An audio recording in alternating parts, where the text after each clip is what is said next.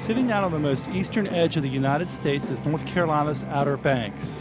With both north and south-facing beaches, Cape Hatteras picks up the strongest and most powerful surf the Atlantic Ocean can produce. Come, join in the Hatteras Surf Feast. In the Outer Banks, a 6-foot ocean swell is 6 feet when it gets to the beach. So Hatteras is, really lucky. It's consistent. You've got a lot of variety in different breaks, and you've got, two different facing beaches. So when one's blown out, the other one can be offshore. In the spring, surfers will find powerful winter surf still coming in, with air and water temperatures beginning to rise. It's the happening spot. And that's a good thing. In Virginia Beach, I got my work there. That's why the reason I live there. I could live in the Outer Banks, but it's better for me to live in Virginia Beach and work, even though I've surfed the Outer Banks a long time. I like surfing there, When it's going to be good in Virginia Beach, I know it's going to be better in the Outer Banks, so I go down there. More opportunities to surf by yourself, good waves, clean conditions. It's world class, Ask any of the pros, why does Wes Lane live on the East Coast? Because he can surf Hatteras, That guy on the world tour, he could live anywhere. It's got power, basically. Even if it's small, it's got power, which is basically what any surfer's looking for. You can get weak waves anywhere, but it's basically power what you're looking for.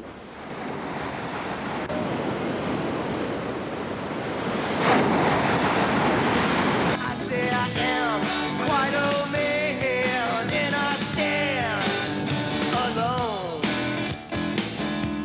Stand alone. Woman, now you're gone, I'm gonna drink. Woman, now you're gone, I'm gonna think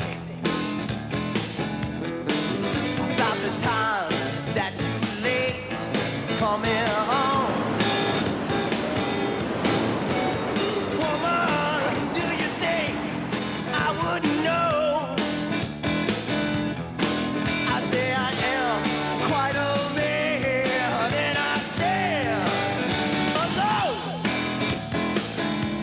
Stand alone, yeah.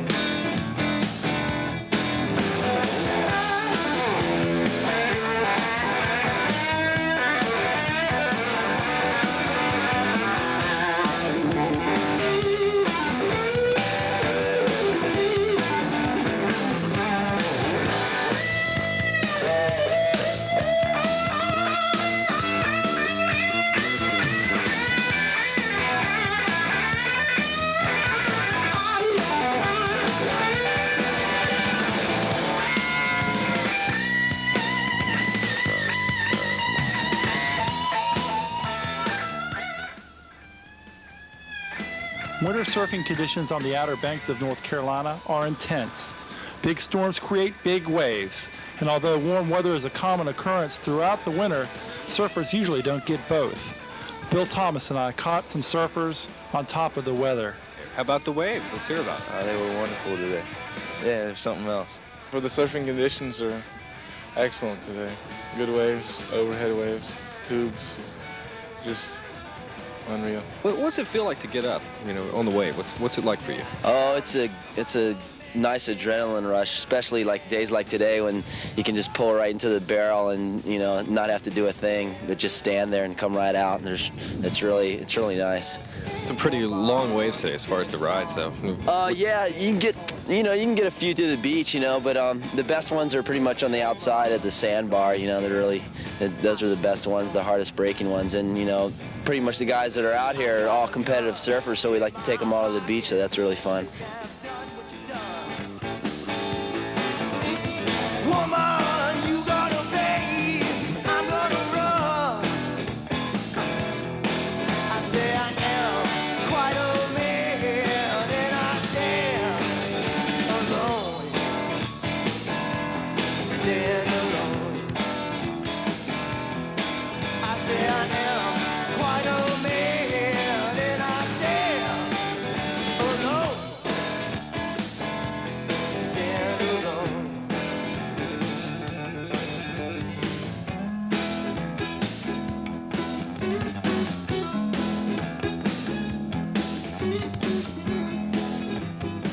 Getting to the waves is tough because no one knows when they're going to hit. Well, always had an old car. I mean an old car that would only cost $600. I'd run it till it wouldn't work, and it'd finally burn up, and I'd get another one. Finally, after 5 or 6 of those, my last one caught on fire, and I decided to get a real car. This way I can get to Hatteras in half the time that it takes everybody else and get an extra 30 minutes of waves. Nothing like a fast car to go with fast waves. Okay. All right, we're talking to a man in a hurry here. He wants to get out and catch the waves. How are the conditions today? They are good.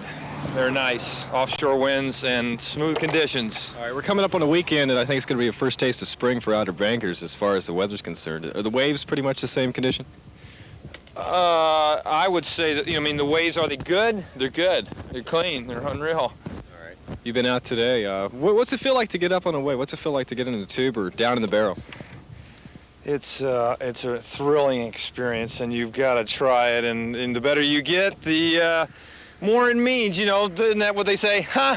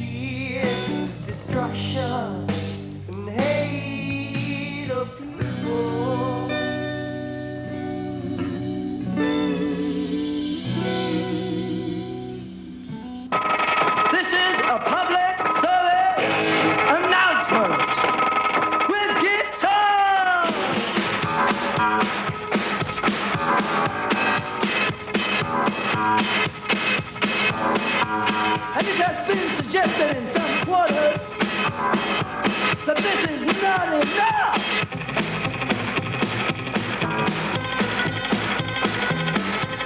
This swimsuit message brought to you by Wave Riding Vehicles. WRV on the bypass in Kitty Hawk.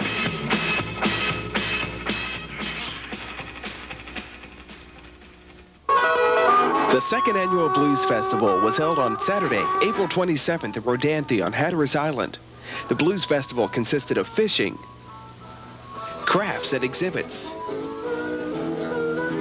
surfing, and some great blues music with the Rhythm Kings, Blues Exchange, the Defenders, and Chris Toolin.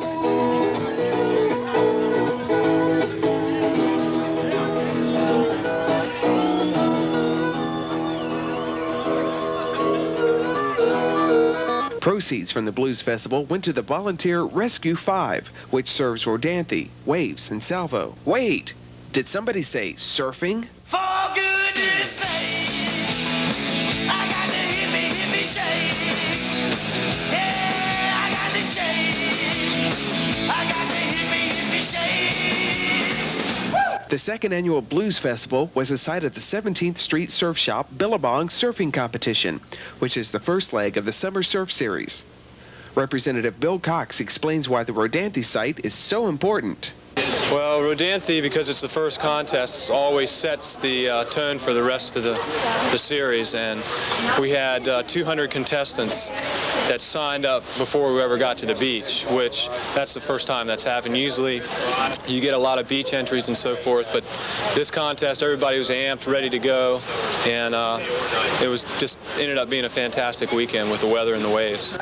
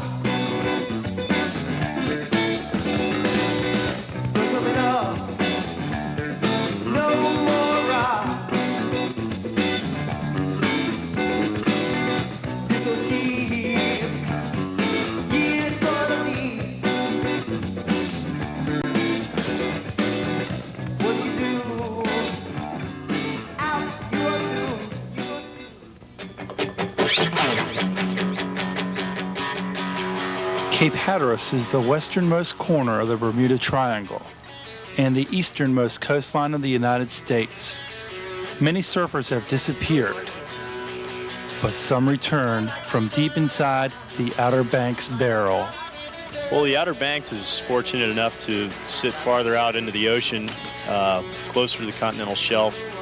Therefore, it gets a lot less resistance when the swells do come. Anywhere else on the East Coast, a 6-foot swell would get knocked down to, half its size by the time it reaches the beach. Marvin Foster, glad to have you here on the Outer Banks of North Carolina. This is your first trip to the Outer Banks. That's right. From what I've been hearing, I guess it reached #1 all the way. Especially hearing from Wes, that there's always surfed on this side. I've been surfing for 14 years since I was 7, so a fairly long time. And how'd you get involved with the competition? One of my friends' dad was a shaper. They took me down to the contest, got me surfing in a mini contest. After that, just went every week. What's your favorite type of surfing, your best moves? I saw you getting some real nice off the tops, high speed, down the line. Favorite ways? I just like to surf all the way. I'd rather just get tubed all day, Just do no moves, just pull in, come out, kick out, get another one. Actually, this is better than what I got in California during the OP, so, it's pretty fun. Weather's warm, the water's warm, people are nice, so hanging out. Hey, tell me about the crew. This is a hush puppy. Paul, what do you think about the cuisine here today? He's on a diet, so he's eating hush puppies. I'm on a diet. You heard me talk about Slim Fast. Go stay on my diet. Too much food, get fat. He's the one that makes Jenny Craig famous. First time on the East Coast, so we went out and had a bit of fun. But the waves, it was okay. Had a couple of straight-handers and lefts and rights. So you've surfed all over, what are some of the memorable waves you've caught lately? J-Bay for sure. We had some really good waves there. It was funny because the Pro-Am guys, they went down to Cape Town and we hung at J Bay and we got really good waves. It was about 6 to 8 feet and some filthy tubes. Filthy, huh? Tell me about your hot wave of the day. There was many of them. One tube, just it reminded me of back home at Kira. Just sitting in it for about 6 seconds, 7 seconds, coming out, jumping off, and then looking at the back, and then my friend getting another 6-second tube, and then up. On this edition of Surf Check, let's take a look at a recent gathering at Wave Riding Vehicles. Right now we're gonna break it down and do a little surf song for y'all called Pipeline. And you guys are allowed to like do the thing, whatever that might be.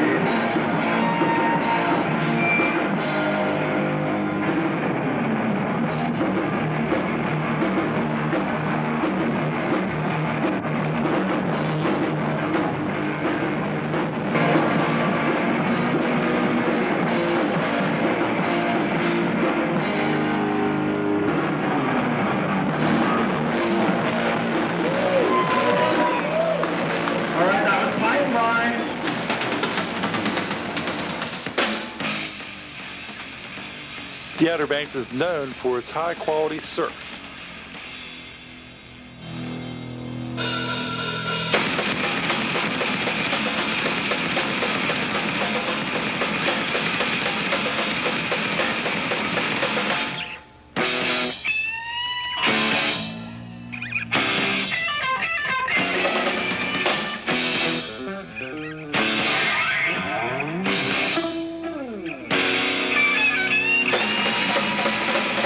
Christian Fletcher, well known for his high-tech surf moves, and his brother Nathan performed on a ramp in front of the shop.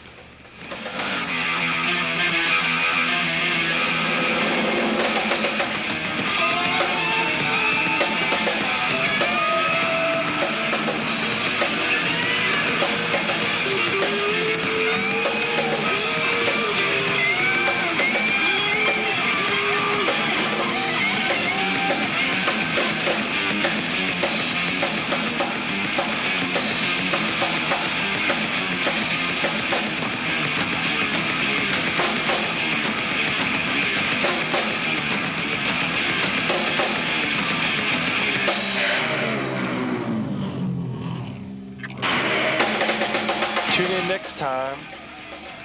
Same beach swell, same beach channel.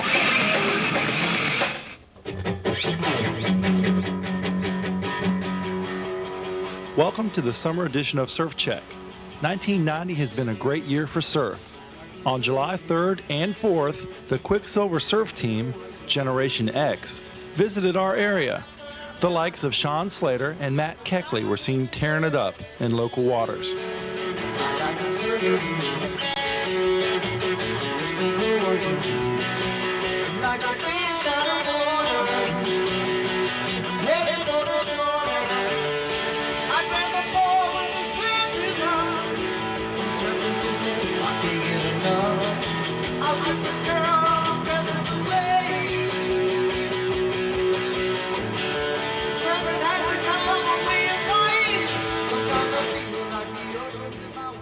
In other East Coast surf news, Robert Coughlin, president of the Surf Rider Foundation, visited our studios. I've had a wonderful visit here to the East Coast. We had several big events up in the Tidewater area, organizing East Coast surfers here, like we've got them organized in California and getting them going in Hawaii and Australia as well. Surf Rider Foundation is an environmental organization of surfers that are trying to help do our share of saving the beaches and the oceans. We figure that nobody should care about that more than surfers, and we're all surfers that care about it. Surfers, the movie, hit our area, and the level of stoke and anticipation for good waves is on the rise.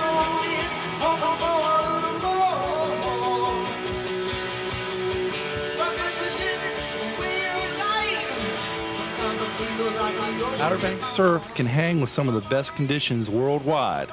Here's what some visiting pro surfers had to say.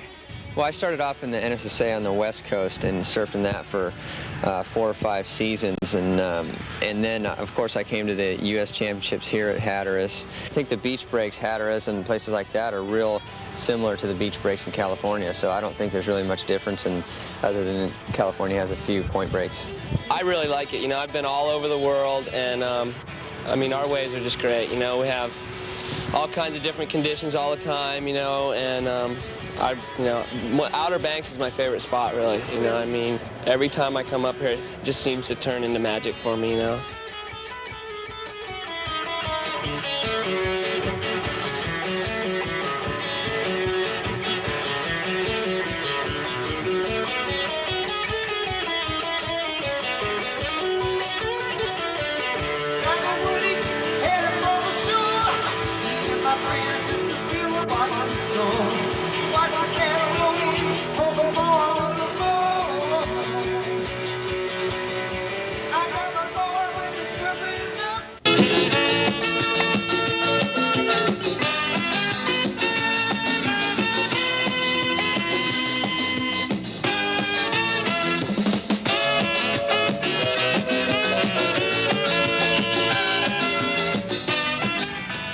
Banks of North Carolina, long a graveyard for ships which strayed upon its shifting sandbars during violent storms, is the home of arguably the best surf on the East Coast. Cape Hatteras bends out into the ocean like an elbow, opening the north coast to the brunt of the northeastern swells.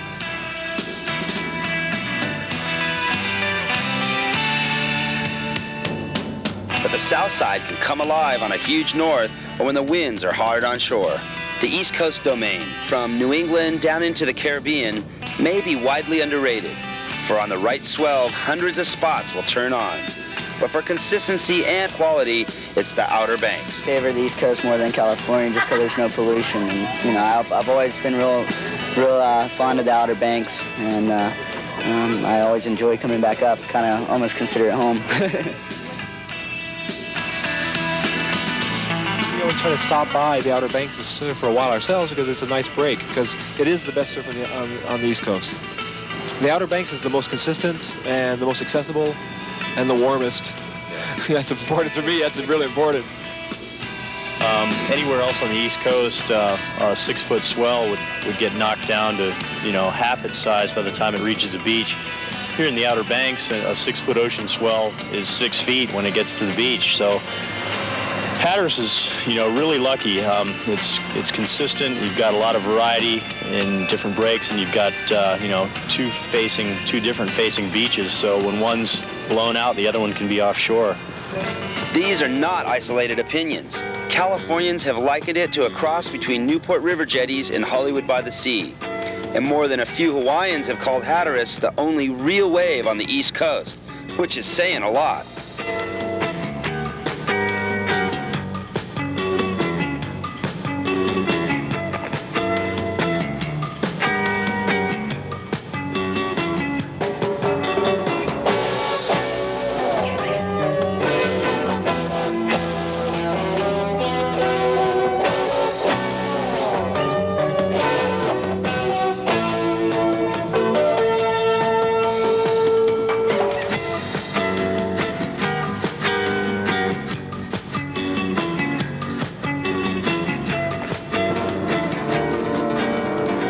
To the north of the Hatteras Lighthouse is Pea Island National Wildlife Preserve, where beach break peaks produce some of the most lively surf sessions on the Outer Banks.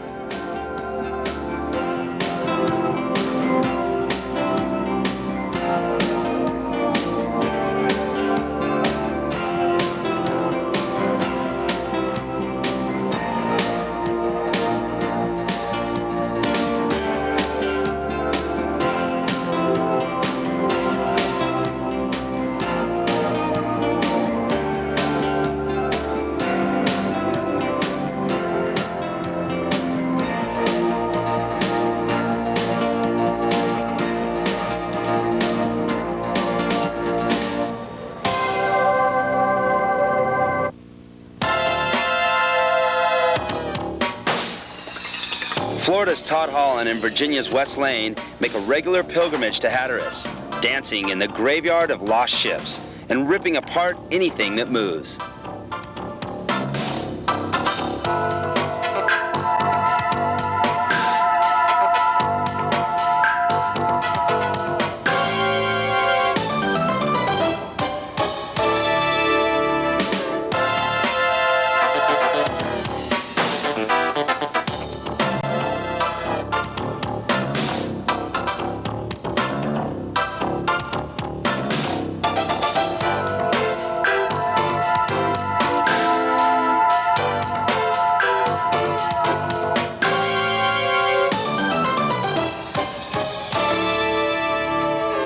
Hatteras frequently has the juice, other areas within the realm of the East Coast surfer have been picking up in recent years.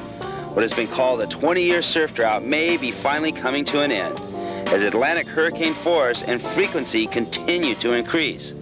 And the locals, including past, present, and future top pros, and a host of rising stars, have already begun to reap the harvest.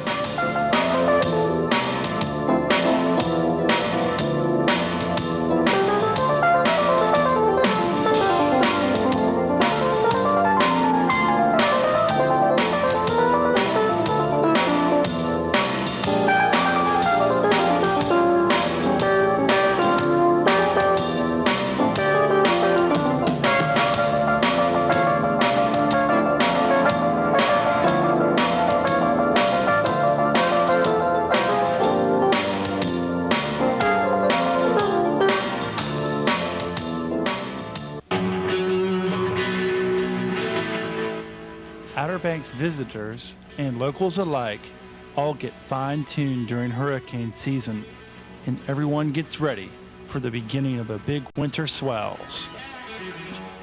Mention the word hurricane and you will receive a variety of responses. Few people look forward to the danger and power of these tropical storms.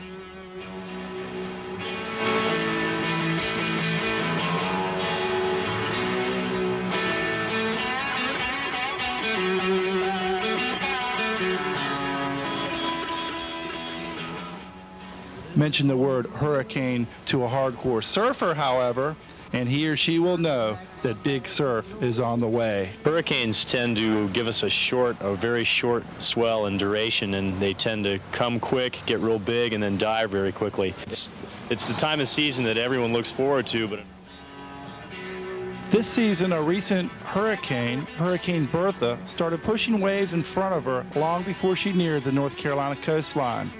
Knowledgeable surfers knew that south of Diamond Shoals, the waves were beginning to rise. There's a storm brewing. I think it's time to pack my bags and go. Time to find something new. Take this old blue show on the road. Down here, 6 months of the season. Whether you could go insane. Hurricane Bertha was never a threat to the eastern coastline of the United States. In fact, several days into the swell, she downgraded to a tropical storm. Lock the roof off my house yesterday. Somebody help me, please. Got them hurricane blues, but you'll be next week. Got them hurricane blues. Things are looking kind of bleak. Hurricane. Oh, hurricane.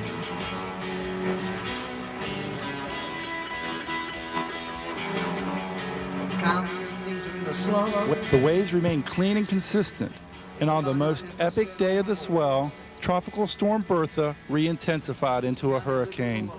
It was a surfer's dream. The hurricane was far enough out to sea to pose no threat to the coastline, yet close enough to push in great surf.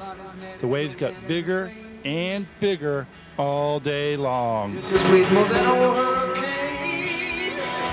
Love and blues away like a tumbleweed. Lost the roof yesterday. Somebody help me, please. Got them hurricane blues, blow you middle next week. Got them hurricane blues, things are looking kind of bleak. Hurricane.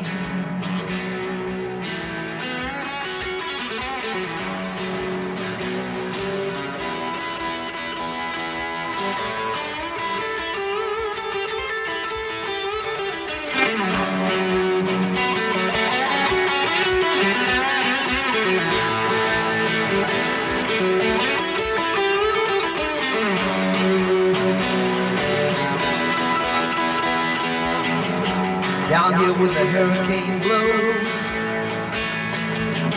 everybody they run for cover. As most all the locals know, hurricane ain't your friend or your lover. ocean should rise and stuff starts to crashing. Those beach dudes just ain't never the same. The wind starts a blowing and a splashing. Caught up in that old hurricane. Love my blues away like a tumblebee. Lost my room yesterday, somebody help me please. Got them hurricane blues, but you know ain't sweet. Got them hurricane blues, things are looking kind of bleak. Hurricane, hurricane blues. Hurricane, hurricane blues.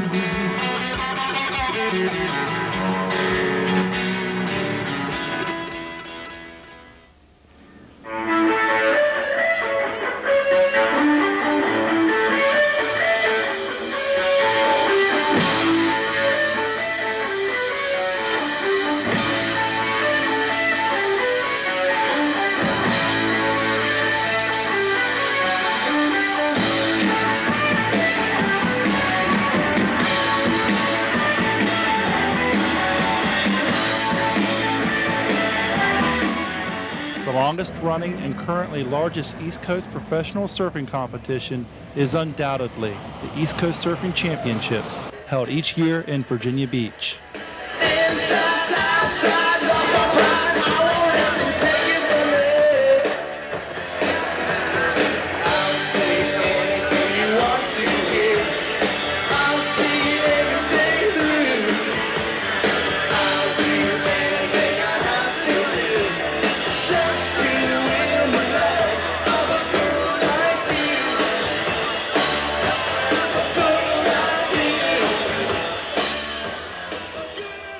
Unfortunately, the summer season is not the best time of the year for big surf in Virginia Beach.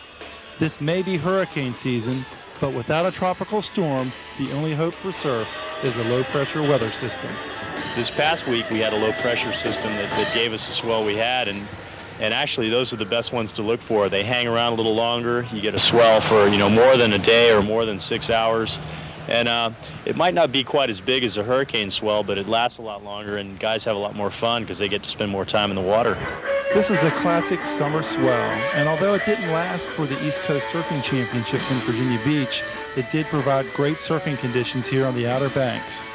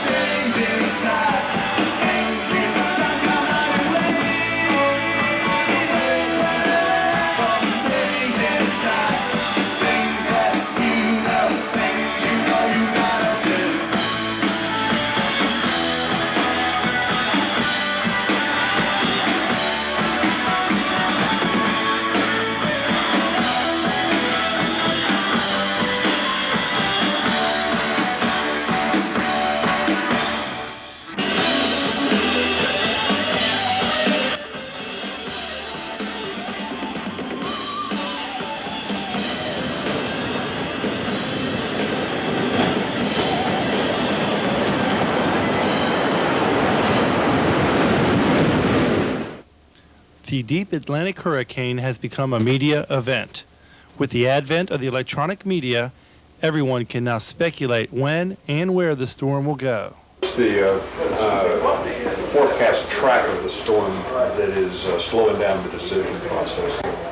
Well, the storm has dipped a little bit. It would go south, southwest, and then it's come back up. And it was moving at 26 miles, and now it went to 21, back to 23. So with the storm conditions moving.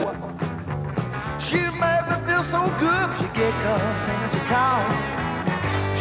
Surfers look forward to the powerful surf created by tropical storms and hurricanes. But until a storm makes landfall or turns up the eastern coastline, no one knows when or where the storm will peak.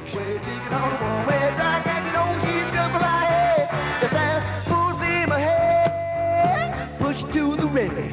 Well, it's two-way ticket on the one-way track, and you know she's good for my head.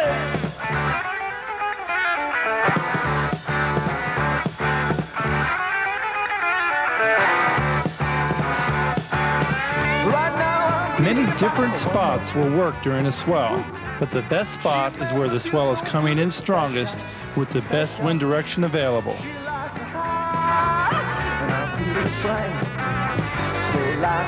Hurricane Lily was so small that the swell did not even show up until the storm was less than 300 miles away. The prevailing southeast wind wouldn't clean up the incoming surf.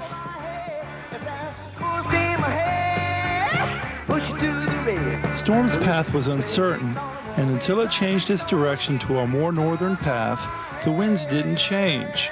During the strongest day of the swell, knowledgeable surfers took advantage of the Frisco effect and caught clean waves on the more southern-facing beaches. Get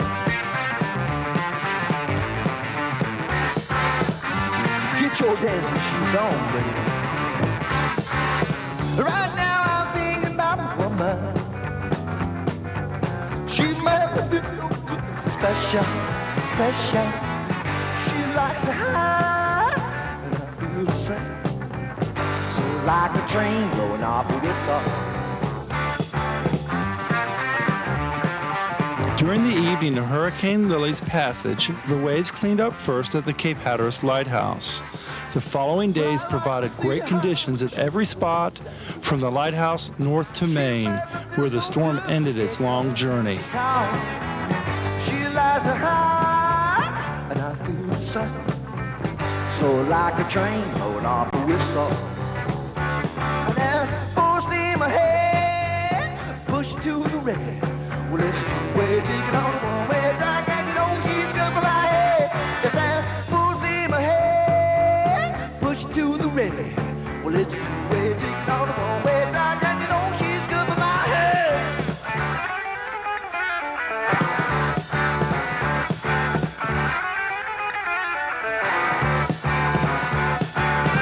Right now I'm reading about a woman.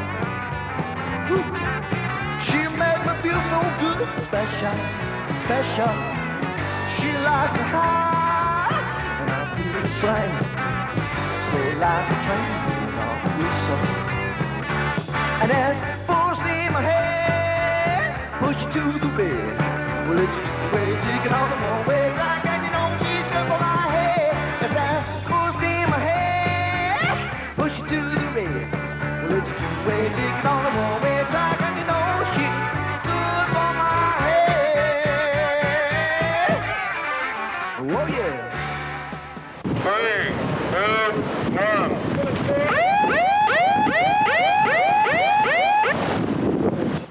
The ESA's East Coast Surfing Championships are held each year at Cape Hatteras, North Carolina. What we're in right now is double eliminations. It's a 15-minute heat.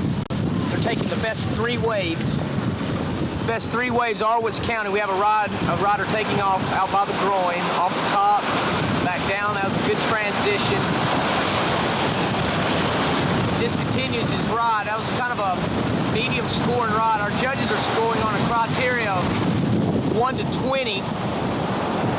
20 being an excellent wave. And in these conditions, we have had a few 20s the last day or two, because there have been some excellent rides. The waves were a little bigger yesterday. Now Blue is taking it all the way from the outside. He's going to do as much maneuvers as he can right now. And he finishes his ride. And that was a good to almost an excellent ride. You know, there was nothing wrong with that in this type of competition we're having right now.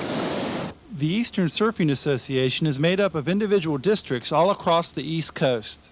In New England, we have probably 4 to 6 in each district, and the other districts where the water is warmer all year long have more. And each district, when it finishes with the competition season, sends their top people to the regional. We have regional in Florida, one in the Mid-Atlantic area, such as North Carolina, and one in the New England or New Jersey area. And the top competitors from there then come down to North Carolina to surf in the grand finals. We've grown from basically a small organization up in the Northeast and to the entire East Coast, including a district in Alabama and a few surfers over in Louisiana that surf under our banners, and also a district out in the Great Lakes. Although competition seems to be our main goal, it's just kind of an organizing point to get all the surfers together. Traditionally, the Outer Banks delivers great surf. This year was no exception. During the mini-hewn divisions heats, the first jetty produced some of the cleanest lighthouse waves seen in recent memory. And what particular category are you competing in? The mini-hews division. Tell me about that. I hear that's a really fun division. Well, there's a lot of real good competitors that are going to be real good in the future, and it's one of the harder divisions for the other kids are the same age, so it's fun.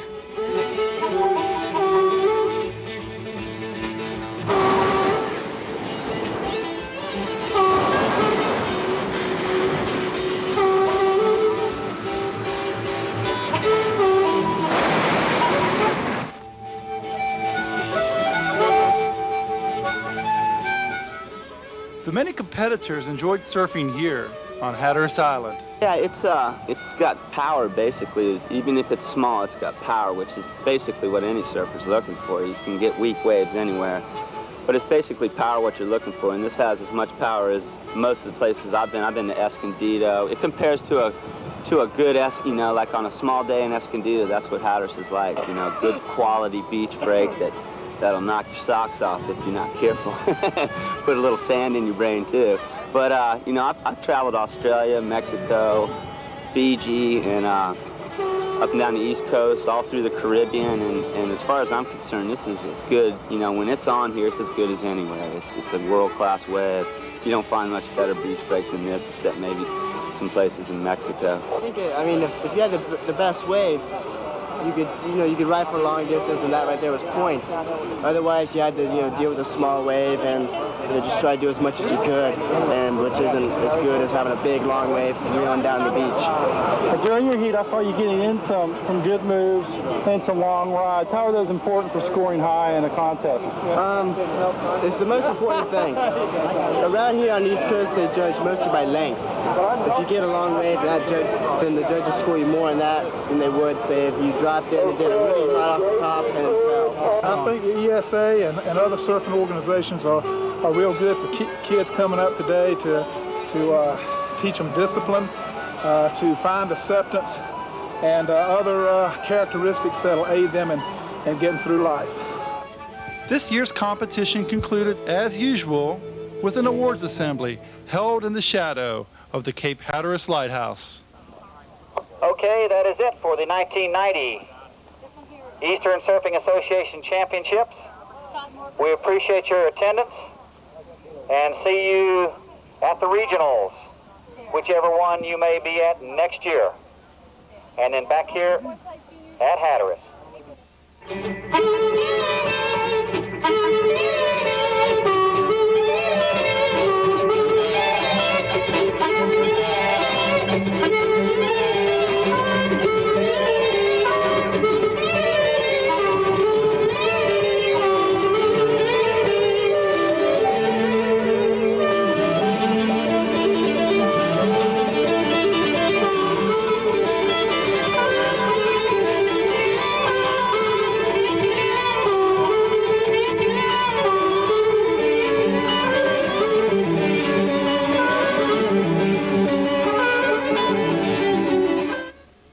It's fall 1989. A large hurricane located in the deep Atlantic produced an epic Outer Banks swell.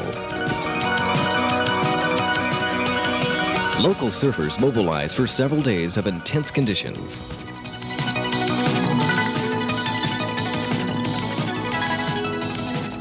Riding these waves well is the result of careful preparation and total commitment to surfing.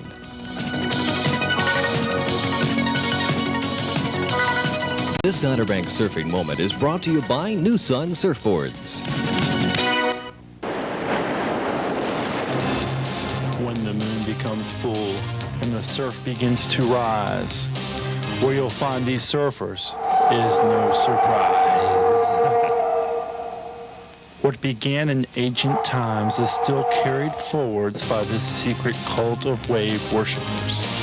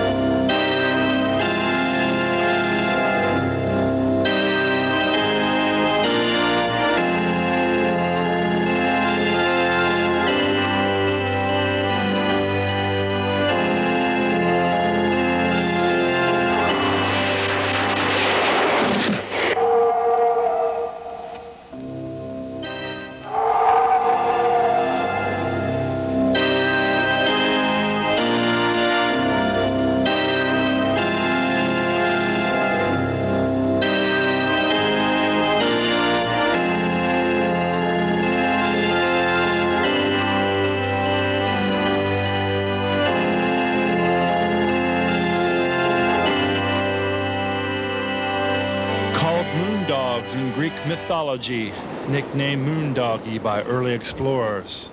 Today's incarnation can be found late at night in the tube when the moon is full. These waves are for the hardcore. Some surfers travel, others hibernate.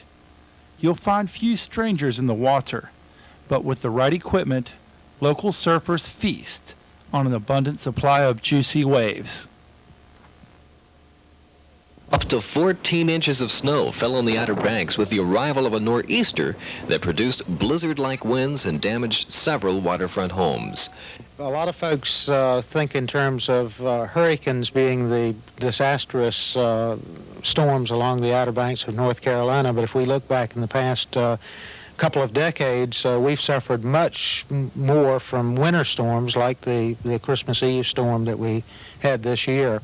There was some severe erosion, in particular in the Kitty Hawk area, the Nags Head area, the Oregon Inlet area, but also along the beaches, and this has been the norm during the recent years in the winter storms. A strong winter storm system off of the Outer Banks coastline provided plenty of surf for local surfers. But just how big are these waves? It's triple overhead, double overhead, and maybe over your head. Who can tell? These are the latest things. They even sent me home from work. Said, go surfing. I think I will.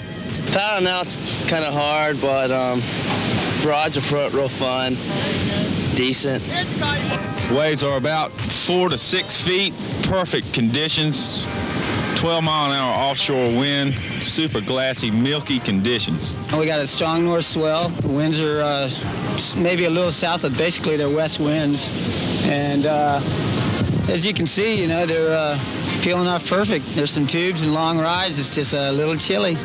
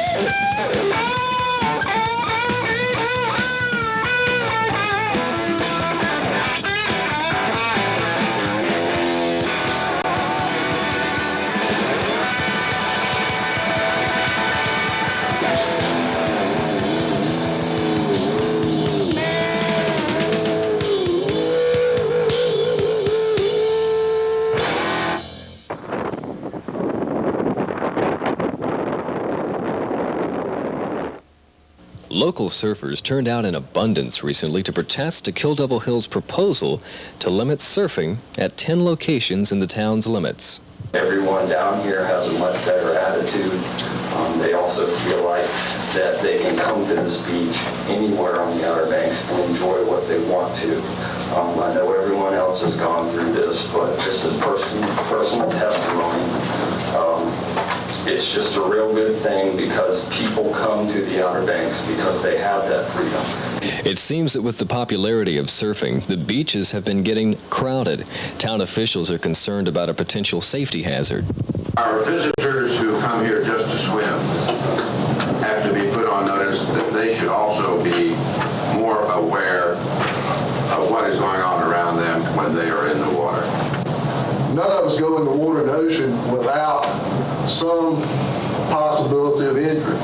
Whether we're walking along and step in a hole, or we step on a piece of glass or something that's washed in on the beach, or whether we're struck by our own surfboard, someone else's surfboard, or hit in the head with some type of fishing lure.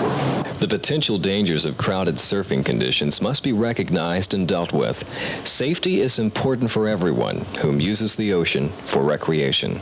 A couple of shops in town, Jim Vaughn of the Level Surf Shop and myself, have basically agreed to see eye to eye on one thing, and that is helping the town with their enforcement problem by regulating our own people, by public awareness, by handbills, anything we can possibly do to act as a liaison between surfers and the town of Kill Devil Hill. I think this is a matter that probably should be tabled for further study, and if we are to proceed any further, I think we should, or this board should, appoint a committee, as suggested by the planning board, of civilians and other personnel as a committee to study this thing in depth. The ordinance was tabled by town officials who believe that those individuals protesting are willing to work together to help maintain and practice safety on the beaches. With consistent quality surf and an ever-growing Eastern Surfing Association, the Outer Banks is producing some world-class surfers. I've been able to make my surfing more powerful all the time and trying more tricks.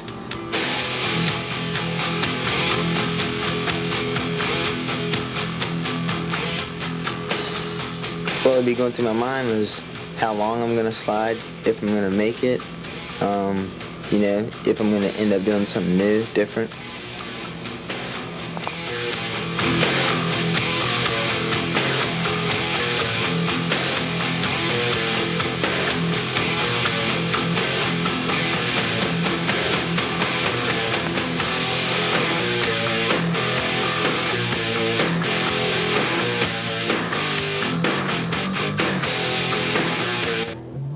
Many big-time world pros have their roots here on the Outer Banks.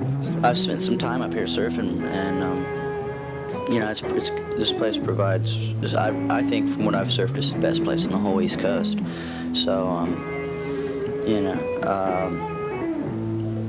it really provides a variety of surf, like you said, from head high to, or just good clean surf to big storm surf, and I like just about all of it. There are many hardcore local surfers on the Outer Banks, people who truly live the Outer Banks lifestyle. Surfers like Billy Diggs, Stuart Taylor, Tom Rogers, Barry Price, Scooter Rayner, Steve Hess, Kevin McCabe. These guys are just a few of the many hardcores. It's just a nice place. You got a lot of freedom. You can basically do what you want. And having the dad that I have, it was, I was able to get to the beach whenever I wanted, and that's basically, what I like about this place is I didn't have to worry about, other people. I could just do what I wanted to, and that's how it started off. Yeah, a lot of people down here surf on Outer Banks, and it's really fun being able to surf with everybody and all. But the localism fact, in some cases, isn't even necessary because really 98% of the people down here haven't lived down here all their life, so they should respect the people that do. I've basically lived here all my life, and growing up on the Outer Banks has a lot of influence on the ocean, and that's basically where I think all my surfing started. That and with the help of my dad. Other than that, I mean, if I don't think if I lived near the ocean, I probably wouldn't be surfing today. So I feel lucky that I've been living here on the Outer Banks. The Surfrider Foundation now has an Outer Banks chapter. Founder Brant Wise explains what's going on. The Surfrider Foundation is for education, research, and conservation of our natural resources. We are for responsible development, and we're not just a self-oriented or self-interest group. We are more for the beachgoers in general, the people who just want to go walking down the beach, picking up seashells, the fishermen, sailboarders, sailors, just the general public surfing. I guess we take a special interest towards this with our oceans, but it's broader than that. It's something that we really love and care for.